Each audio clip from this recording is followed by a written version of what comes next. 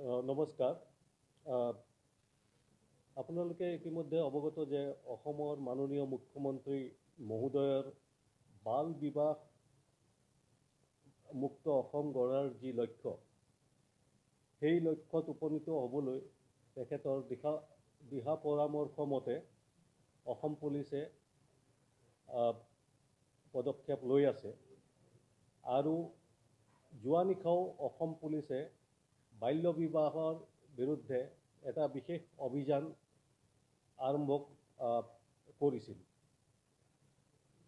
যোৱা নিশা যি special drive কৰা হ'ল বাল্য বিবাহৰ বিৰুদ্ধে, এই অভিযানত অসম আৰক্ষীয়ে 345টা গোচৰ ৰুজু কৰিছে আৰু 431জন অভিযুক্তক গ্ৰেপ্তাৰ কৰিছে।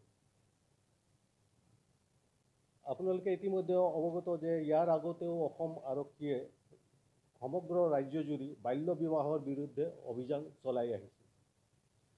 প্ৰথমটো অভিযান হৈছিল যোৱা বছৰ ফেব্ৰুৱাৰী মাহত, য'ত 4,300 কেছ ৰেজিষ্টাৰ কৰা হৈছিল আৰু 3,425জন অভিযুক্তক গ্ৰেপ্তাৰ কৰা হৈছিল। দ্বিতীয়টো অভিযান হৈছিল অক্টোবৰ মাহত যোৱা বছৰ। তাত 682টা কেছ ৰেজিষ্টাৰ কৰা হৈছিল আৰু 913জন অভিযুক্তক গ্ৰেপ্তাৰ কৰা হৈছিল। এই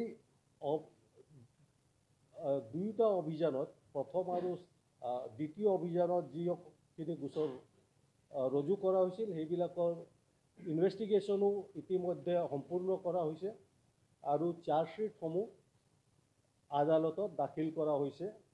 আৰু চাৰ্জশ্বিটৰ পাৰ্চেণ্টেজ 95%, 95তকৈ অধিক পাৰ্চেণ্টেজ আমাৰ চাৰ্জশ্বিটত হৈছে।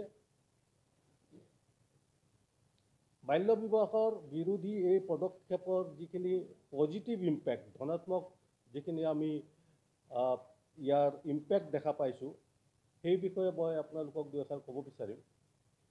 অসমত এতিয়া মেটাৰ্নেল মৰ্টেলিটি ৰেট MMR, মাতৃ মৃত্যুৰ হাৰ, আৰু শিশুৰ মৃত্যুৰ হাৰ ইনফেণ্ট মৰ্টেলিটি ৰেট IMR, সেইটো যথেষ্ট নিম্নগামী হোৱা দেখা গৈছে। ডেটাখিনি আমি আপোনালোকৰ লগত শ্বেয়াৰ কৰি দিম। আৰু এটা কথা মই আপোনালোকক অৱগত কৰিব বিচাৰিম যে এই বিশেষ পদক্ষেপ যেতিয়া লোৱা হয়, অভিযান যেতিয়া কৰা হয় বাল্য বিবাহৰ বিৰুদ্ধে, ইয়াৰ আগতে আৰক্ষীয়ে প্ৰায় 6 মাহমান ধৰি গ্ৰাউণ্ড ৱৰ্ক কৰে। ইনফৰমেশ্যন বিভিন্ন সূত্ৰৰ জৰিয়তে ইনফৰমেশ্যন কালেক্ট কৰে। আৰু আপোনালোকে অৱগত যে চাইল্ড মেৰেজ প্ৰহিবিশ্যন অফিচাৰ প্ৰত্যেক জিলাত নিয়োগ কৰা হৈছে। তেওঁলোকৰ জৰিয়তেও আমি ইনফৰমেশ্যনবিলাক পাওঁ আৰু এই গ্ৰাউণ্ড ৱৰ্ক কৰাৰ পিছত আমি অভিযান আৰম্ভ কৰোঁ।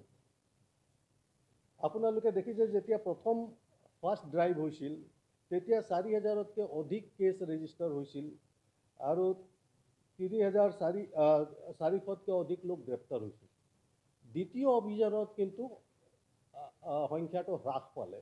দ্বিতীয় অভিযানত গোচৰৰ সংখ্যা হৈছিল 682 আৰু অভিযুক্তৰ সংখ্যাও তেনেকৈ কমি 913 হ'ল।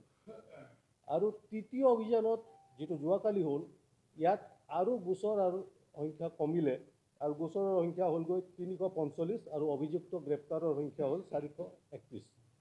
ইয়াৰ দ্বাৰাই এইটো প্ৰমাণিত হয় যে চৰকাৰৰ বাল্য বিবাহ বিৰোধী যি বলিষ্ঠ পদক্ষেপ, এই পদক্ষেপে সমাজত বাল্য বিবাহ কমাই আনিবলৈ সক্ষম হৈছে।